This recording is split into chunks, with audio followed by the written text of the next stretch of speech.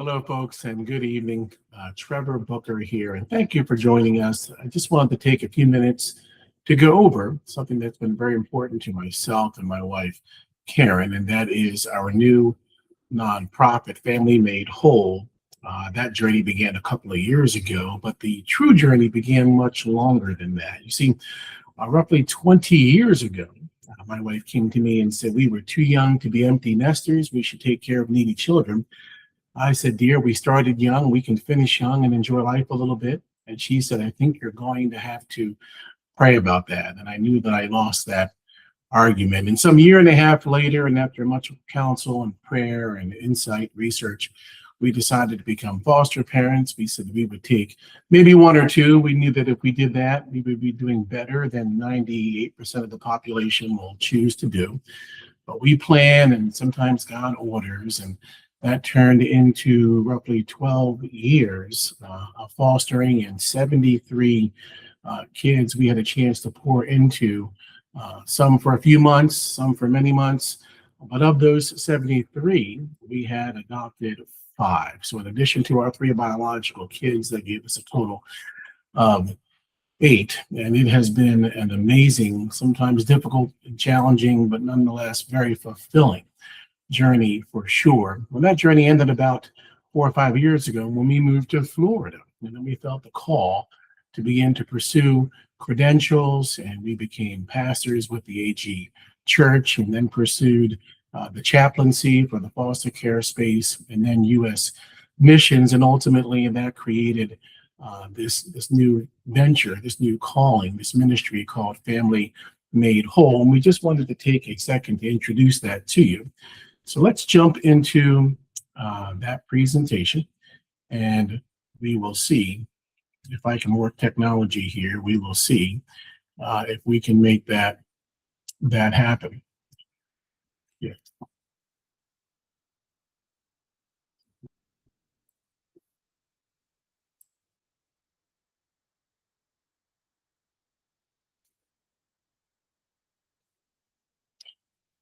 All right. Well, hopefully you can see my screen there, and we're going to jump right into the presentation. Family Made Whole. The concept is really built on the scripture Psalms 68:6, which says that God sets the lowly in families. You see, we believe that it's always been God's intention for widows, orphans, vulnerable families in general to be part of an extended family, and that became a passion of ours.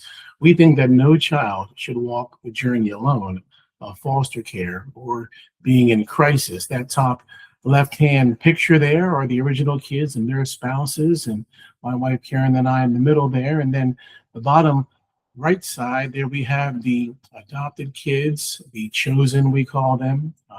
The biological kids call themselves the originals, and the adopteds call themselves the chosen.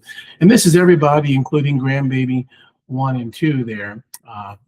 Grandbaby's son Nolan there on my lap, and then Bella on my wife's lap as well. So that is our family. But here is the crisis we're working with. 400,000 children on any given year in the United States are in a foster care flow. And we just think that is unacceptable, because every child deserves support. Every child deserves to be a part of a home. And if we drill that down into our area here, Florida, it's always nice to be top 3 in something, but this would not be the area you'd want to be top 3 in. 14,420, and that changes up and down a little bit from year to year, of course. And then Polk County, which is where we're living at this point, right in Lakeland, we see that there's a critical shortage of available homes for foster kids. And what's worse than the fact that there's a shortage is that the ones that we do have, if you look at the bottom right-hand side there, the foster homes that we do have are dropping off faster than we can replace them through something called a burnout.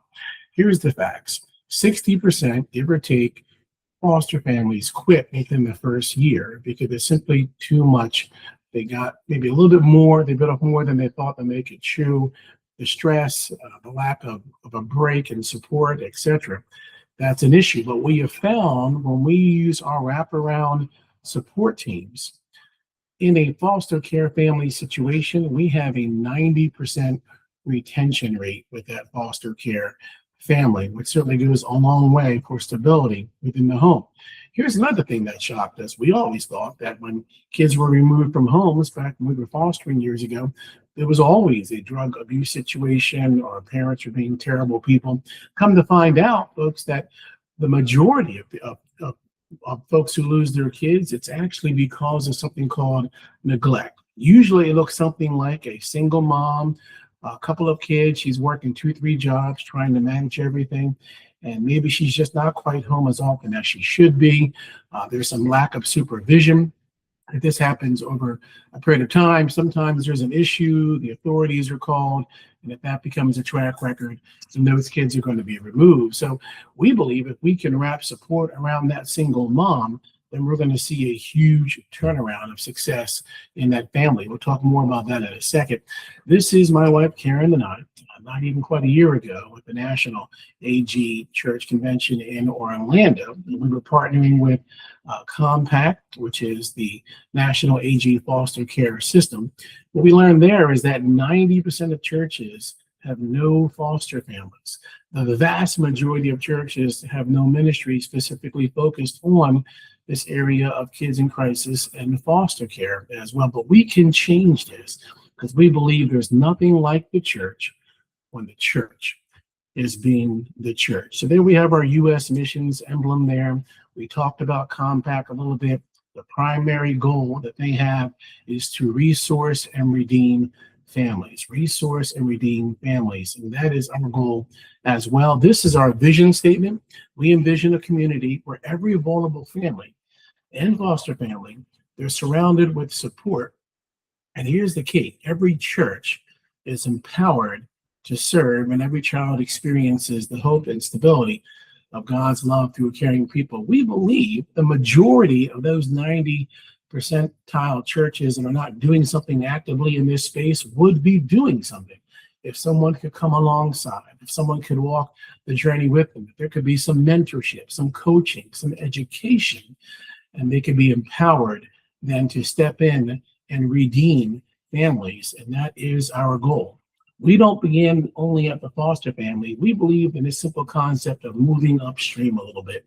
As the story goes, 150 years ago, there's a village and they survive on the fish that come from the stream, and everything is fine for generations. And then one day people are getting sick. They realize it's coming from the fish that are in the stream. They begin to treat the illness with folks. They begin to try to retreat the fish and cook it differently. And they're doing this weeks and months. It's not working, folks. And finally, someone, an older gentleman, very wise in the village, says, why don't we take a trip upstream to find out why these fish are getting sick? So they did. They found out the root that was contaminating the fish. They fixed it at the root source, and then the village became healthy and thriving again. We believe if we can go upstream a little bit, usually wrapping a support team around that single mom and her kids, that she will never have to go through the struggle of losing those kids. Those kids will never experience the loss of family and being torn from everything that they know and put into a strange environment, because we can resource that single mom. We can have a team of 4 to 6 individuals, sometimes bringing a meal, sometimes maybe a little bit of light babysitting, maybe some yard work, maybe even light car repair. All these things help to stabilize that single mom and stabilize the safety of those kids, and those kids never enter the system. But we know sometimes families do enter the system and kids are in foster care. So we want to make sure we wrap a team of support around the foster care parents as well, to make sure that they stay engaged for a long period of time, being true missionaries in the space of kids in crisis who are temporarily without a home. And then sometime later, when mom gets her kids back, those parents are reunified with their kids down the line. We want to make sure we wrap a team of support around them as well, to make sure that they never have to go through the struggle of losing their kids again. So whether it's pre-foster care, a foster care family, or a reunified family, we believe a wraparound support team is the solution. So here are the programs that we have at Family Made Whole, this Promise 686 partnership. That is the wraparound teams. Respite nights, we'll talk about that. There's the Forge group for aging out foster care. There's the Care Portal, and of course, Collins Cakes for Kids. So let's talk about Promise 686. That's where God sets the lowly in families, coming from Psalm 68:6. Here is some pictures of us doing an information meeting at a church, and then drilling that down into a sign-up sheet and another meeting, and then eventually identifying a team in the bottom right-hand corner there, and then training that team to make sure that they're trauma-based trained, that they're situational-based trained to support and love on a family. And these are some pictures of that team meeting the family in need for the first time. A single mother with 6 kids. So that's a huge undertaking for anyone, even if there were 2 parents. But in this case, a single mom, you have to put hearts on the faces of the kids. But as you can see here, this is what it looks like when the church is being the church, when the church is being the church. And this is exactly what we look to do. Let's talk about respite nights for a minute. We believe every foster parent deserves a break, so we provide free childcare where the kids get to have fun and enjoy their time, but then also the parents get a break. They get to go ahead and enjoy time off and get out maybe for a date night, maybe running some errands, things of this nature. And this is what it typically looks like. Parents are dropping the kids off, and then we see the kids enjoying themselves and having fun. Yes, these are AI pictures because we couldn't use real ones, but just bear with us when it comes to that. And then, of course, there's the Forge. When kids are aging out of foster care at age 18, we know that roughly 67% of these young adults wind up with drug issues or incarcerated. We want to see them integrate into society well. So we have a group that meets weekly with individuals and comes together once a month. Life training skills, housing assistance, even financial literacy classes where we partnership with a local bank, even teaching kids some basic job skills. We have a handyman business here locally that sets up opportunities for kids to learn a little carpentry skills, some light electrical skill set. Again, just giving them the tools that they need to enter the work space.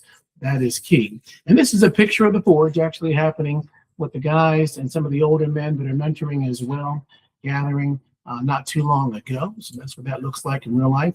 Then there's Care Portal. Care Portal is a structure that organizes needs and vets those needs within the community, and then links those needs to a network of churches and organizations that can team up together, because many hands make light work, and that allows people to engage. We like to say to get in where you fit in is the Care Portal partnership. And of course, there's Collins Cakes, the idea that we have a team of folks that are baking cakes and bringing them to kids who may not otherwise have a birthday cake or an opportunity to be celebrating their birthday because of being between homes or something along these lines, or maybe being in a vulnerable family situation where the money's not there. So these are just some ideas and concepts that we came up with that are part of Family Made Whole. We want to apply all of these ideas and concepts to something we call Project 2627. That means over the next 2 years, we want to see 24 new teams connecting with local churches, being trained, and then launched into the communities of those local churches to empower them to be the hands and feet of Jesus. So we're focusing on that. And yes, sometimes when we say 2627, we think of that phrase we see a lot of lately. 6, 7. I know, I'm a dad. I've got some dad jokes. It is what it is.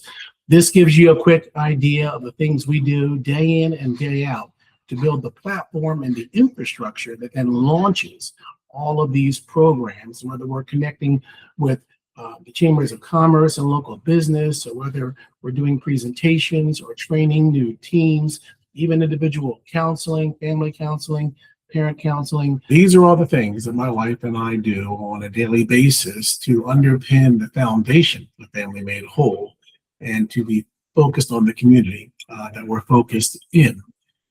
And this is something to think about as well. It's the old African proverb. If you want to go fast, you go alone. But if you want to go far, we go together in the community. You see, it's the power of partnership And that is what we want to focus on for a minute here, because everything that we've said so far is critical and so important.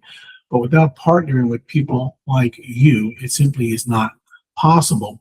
We do have what they call a founding partners who would be able to come alongside just for the next 12 months with a contribution, a donation of $500 a month, 501c3, tax deductible, of course, but your impact, it will actually fund the support and wraparound ministry for an entire year for a family. That mobilizes 4 to 6 individuals to come alongside that single mother. They sort of become aunts and uncles, grandparents to that family, and they provide the support that they need. And when that happens, that prevents another family from going into the system, which actually reduces the impact on the system by $15,000 to $20,000. But you're also going to receive monthly impact updates, quarterly video calls, handwritten thank you notes, the annual impact report, so you can see the value of where your money is going. Because partnership does have value. It's tax deductible, of course. It creates the legacy impact that many people are looking for, the ability to do something that lives far beyond their ability to reach and touch themselves personally. But maybe that's not a reasonable option for you from a budget point of view. Something smaller, $200 a month, maybe 150, even $50 or $100. Every little bit helps us get closer to being able to partner with more churches to scale out beyond Polk County to the surrounding counties throughout Central Florida and then throughout the state as a whole. So we like to say you can get in where you fit in, for sure. Some QR codes and some address information for the U.S. missions.